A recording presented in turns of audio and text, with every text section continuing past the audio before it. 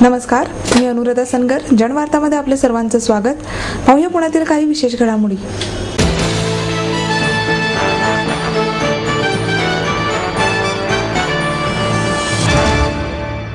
तीर्थक्षेत्रांच्या विकासासाठी राज्य सरकारच्या वतीने 612 कोटींचा निधी देण्यात येणार आहे, अशी माहिती विभागीय आयुक्त प्रभाकर देशमुख यांनी दिली. श्री क्षेत्र देहू, आळंदी, भंडारा डोंगर, पंढरपूर, पालखीतळ आणि मार्ग या तीर्थक्षेत्र विकास आराखड्यासंदर्भात 183 कोटी रुपयांची कामे सुरू करण्याचे आदेश देण्यात आले आहेत. त्यापैकी 117 कोटी रुपयांची कामे पूर्ण झाली आहेत. 756 कोटी रुपयांच्या आराखड्याला जून 2011 मध्ये मंजुरी मिळाली. देहूसाठी 135 कोटी रुपये, आळंदीसाठी 177 कोटी रुपये, पंढरपूरसाठी 146 कोटी रुपये निधी आरक्षित करण्यात आला आहे. त्या व्यतिरिक्त सातारा जिल्ह्यातील पालखीतळ, देहू आळंदी रस्ता, दिघी आळंदी रस्ता, पंढरपूर अकलूज रस्ता रुंदीकरण तसेच नेवासा आणि भंडारा डोंगर येथील विकास कामे यांचा समावेश आराखड्यात आहे. देशमुख म्हणाले, तीर्थक्षेत्रांच्या विकासासाठी राज्य सरकारकडे 912 कोटी रुपयांचा सुधारित आराखडा सादर केला असून राज्य सरकारच्या वतीने 612 कोटी रुपये निधी देण्यात येणार आहे. आषाढी यात्रेसाठी पंढरपूरला 9 लाख भाविक अपेक्षित आहेत. आळंदीला प्रदक्षिणा मार्गाच्या भूसंपादनाचे काम सुरू केले आहे. देहूला रस्ता रुंदीकरण आणि मजबूतीकरण करण्यात आले. पंढरपूरला पुलाच्या कामाला प्रारंभ झाला आहे. तेथील रस्त्यांची कामे करण्यात आली. चंद्रभागेच्या वाळवंटात हाय मास्क दिवे बसवण्यात आले. सुमारे 6000 स्वच्छतागृहे बांधण्यात येत असून मठ आणि धर्मशाळांमध्ये स्वच्छतागृह बांधण्यास 50% अनुदान देण्यात येत आहे. पंढरपुरातील पाणी शुद्धीकरण यंत्रणेची क्षमता 1.5 केली आहे. या सर्व तीर्थस्थळांच्या ठिकाणी असलेली अतिक्रमणे हटवण्यासाठी पथके नेमली आहेत, असे सांगून देशमुख पुढे म्हणाले, जलयुक्त गाव अभियानाअंतर्गत केलेल्या विविध कामांमुळे पाणी साठवण क्षमता 8.48 अब्ज घनफूट झाली आहे. या ठिकाणी सुमारे 30% पाणीसाठा झाला आहे. सलग 2 वर्षे दुष्काळी स्थिती होती. भूजलाची पातळी खोल गेली. पाणी पुरवठ्यासाठी आणि जनावरांना चारा देण्यासाठी 1071 कोटी रुपये खर्च झाले.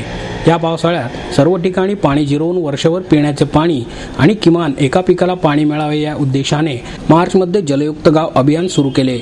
पुणे विभागातील पाझर तलाव, नाले, बंधारे येथील सुमारे 280 लाख घनमीटर गाळ काढण्यात आला. त्यासाठी स्वयंसेवी संस्था आणि ग्रामस्थांची मोठी मदत झाली. लोकसहभागातून केलेल्या या कामांसाठी 616 कोटी रुपये खर्च करण्यात आले. 2250 नवीन सिमेंट बंधारे बांधण्यात आले. त्यामुळे पाण्याचा संचय त्या गावांमध्ये होईल आणि भूजल साठा वाढेल, असेही त्यांनी नमूद केले.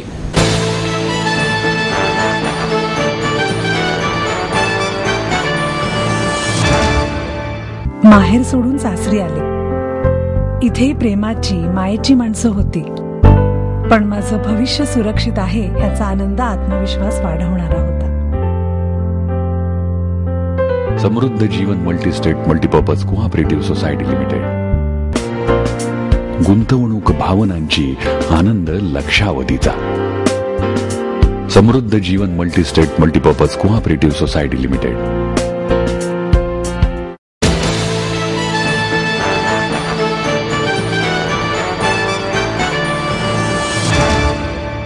ज्ञानेश्वर माऊलींच्या जयघोषात रानडे बालक मंदिरात पालखी सोहळा रंगला.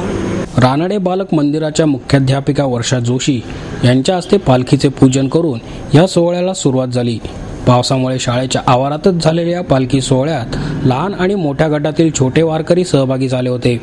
तुळशी वृंदावन डोक्यावर घेऊन चालणाऱ्या छोट्या मुली आणि धोतर जब्बा आणि खांद्यावर भगवी पताका घेऊन मुले या पालखी सोहळ्यात सहभागी झाली. या वयापासूनच मुलांना आपली संस्कृती कळावी म्हणून शाळेत सर्व सण उत्साहाने साजरे केले जातात.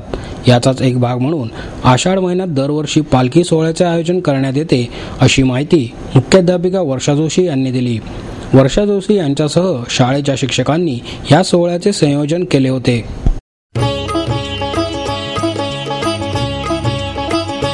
देव माझा विठू सावळा, देव माझा विठू सावळा, माळत्याची माझी आगळा, माळत्याची माझी आगळा, देव माझा विठू सावळा,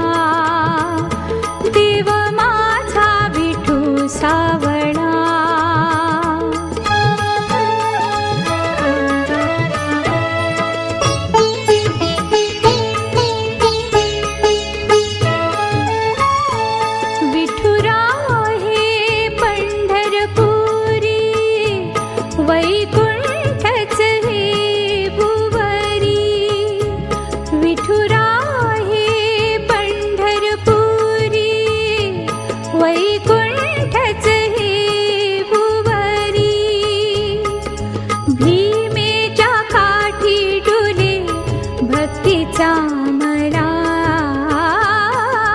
भीमेच्या काठी डुले भक्तीचा मळा देव माझा विठू सावळा देव माझा विठू सावळा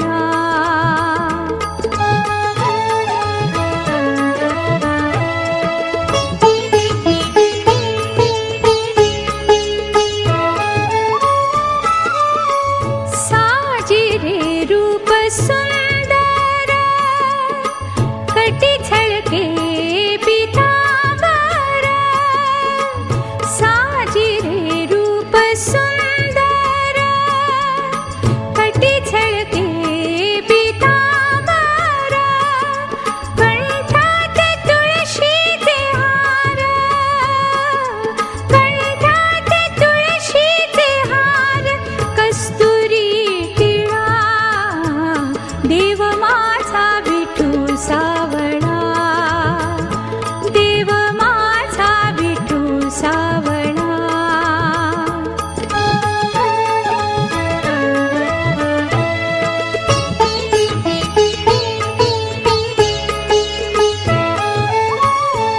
भजनात विठू डोलतो कीर्तनी विठू नाचतो भजनात विठू डोलतो कीर्तनी विठू नाचतो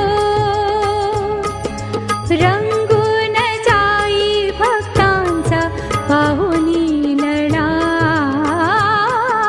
रंगून जाई भक्तांचा पाहुणी लढा देव माझा विठू सावळा माळत्याची माझी आगळा माळत्याची माझी आगळा देव माझा विठू सावळा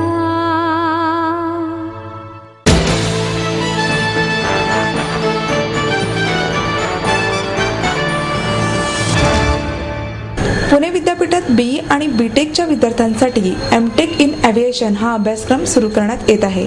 पुणे विद्यापीठाचा टेक्नॉलॉजी विभाग आणि जर्मनीच्या FFL यांच्या संयुक्त विद्यमाने BE BTECच्या विद्यार्थ्यांसाठी MTech इन एव्हिएशन हा नवा 2 वर्षाचा अभ्यासक्रम सुरू करण्यात येणार आहे.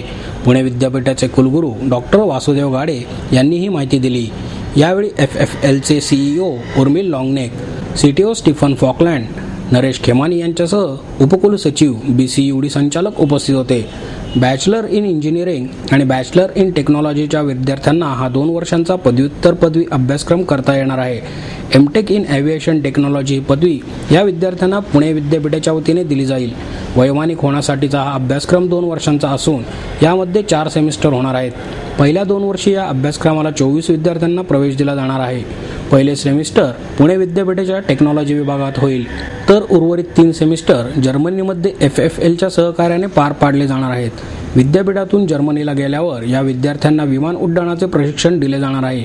हा अभ्यासक्रम पूर्ण करताच विद्यार्थ्यांना एशिया पॅसिफिक आणि युरोपात विमान उड्डाणासाठी आवश्यक असलेला परवाना मिळणार आहे, ज्याला LBA आणि BGLची मान्यता आहे, असे डॉक्टर गाडे म्हणाले. MTech इन एव्हिएशन हा अभ्यासक्रम तयार करण्याचे काम मागील 6 महिन्यांपासून हाती घेण्यात आले होते.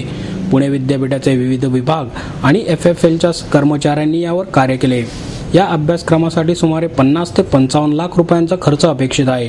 यामध्ये मेडिकल, विमान उड्डाण प्रशिक्षण, लायसन्स आदींच्या खर्चाचा समावेश आहे. अभ्यासक्रमास प्रवेश घेऊ इच्छिणाऱ्या विद्यार्थ्यांना बँक लोन उपलब्ध करून देण्याबरोबरच जर्मनीत वर्क परमिट देण्याविषयी जर्मन दूतावासाशी चर्चा सुरू आहे, असेही गाडे यांनी सांगितले.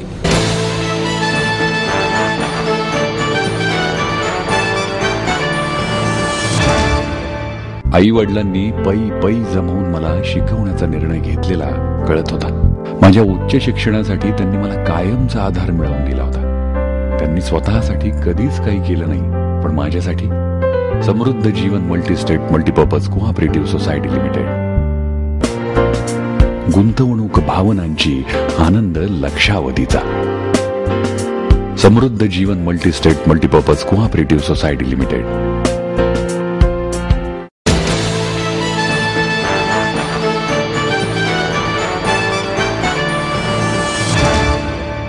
जलशुद्धीकरणासाठी महापालिकेच्या वतीने 5 कोटींचा निधी मंजूर करण्यात आला आहे.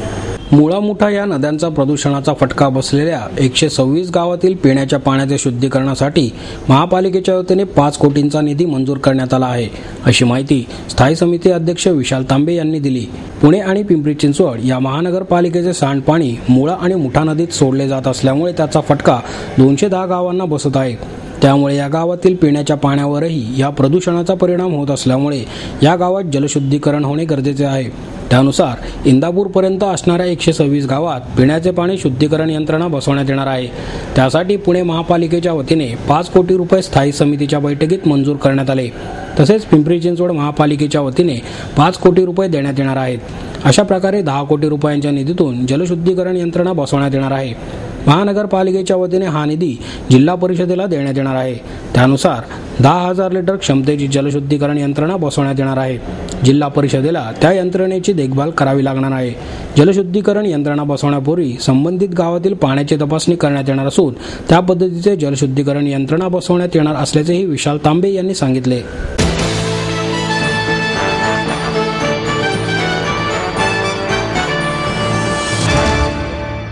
मुंबईतील गिरगाव चौपाटीवरील लोकमान्य टिळकांच्या समाधीला स्वराज्य भूमी असे नाव द्यावे अशी मागणी स्वराज्य भूमी स्मारक समितीचे अध्यक्ष प्रकाश सिलम व मोरेश्वर कैसास गुरुजी यांनी केली. दिनांक 1 ऑगस्ट रोजी मोठ्या संख्येने लोकमान्य टिळक यांच्या जयंतीनिमित्त गिरगाव चौपाटीवर त्यांच्या समाधीस्थळी उपस्थित राहण्याचे आवाहन करण्यात आले आहे. या समाधीस्थळाला स्वराज्यभूमी असे नाव देण्यात यावे ही मागणी सन 2007 पासून केली जात असून याबाबत मुंबई महानगरपालिकेने शासनाकडे अहवाल पाठवल्याचेही सिलम यांनी यावेळी सांगितले. विविध राजकीय पक्षाच्या नेत्यांशी याबाबत चर्चा केली असून त्यांचाही याला पाठिंबा असल्याचे त्यांनी सांगितले. दरम्यान लोकमान्यांना मरणोत्तर भारतरत्न पदवी बहाल करावी अशी मागणीही यावेळी करण्यात आली.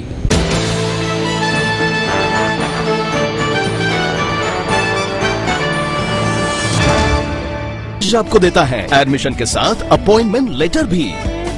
बी civil, computers, electronics, electronic and telecommunications, IT and mechanical.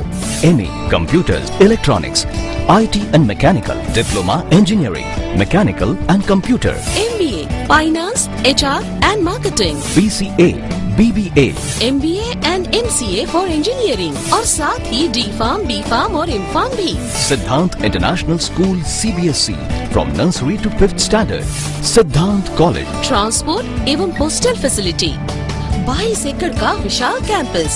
AICT Delhi और पुणे यूनिवर्सिटी द्वारा मान्यता प्राप्त.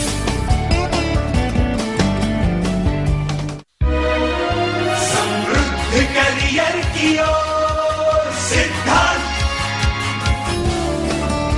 सिद्धांत कॉलेज सुदुमरे पुणे.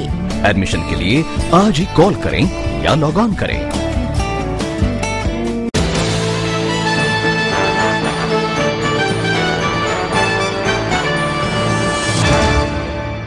आमदारांच्या कारभारावर मतदारांचा वचक असणे गरजेचे आहे असे प्रतिपादन ज्येष्ठ राजकीय अभ्यासक शशिकांत नेने यांनी केले. भ्रष्टाचार मुक्त भारत संस्थेच्या वतीने जनतेचा आमदार जनतेची कामे कधी करतील या विषयावर आयोजित व्याख्यानमालेत शशिकांत नेने बोलत होते. शशिकांत नेने म्हणाले, निवडणुकीमध्ये मतदानाचे घटते प्रमाण आणि वाढता पैशांचा वापर यामुळे आमदारांची हुकुमशाही वाढली आहे.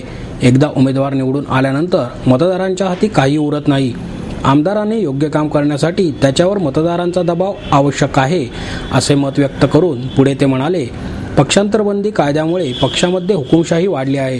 पक्षप्रमुख म्हणेल तीच पूर्व दिशा असा कारभार आमदारांना करावा लागतो. त्यामुळे लोकहितापेक्षा आमदारांना पक्षाला महत्त्व द्यावे लागते. घटनेने मतदारांना अधिकार देऊनही अनेकांना कायद्याची माहिती नसते.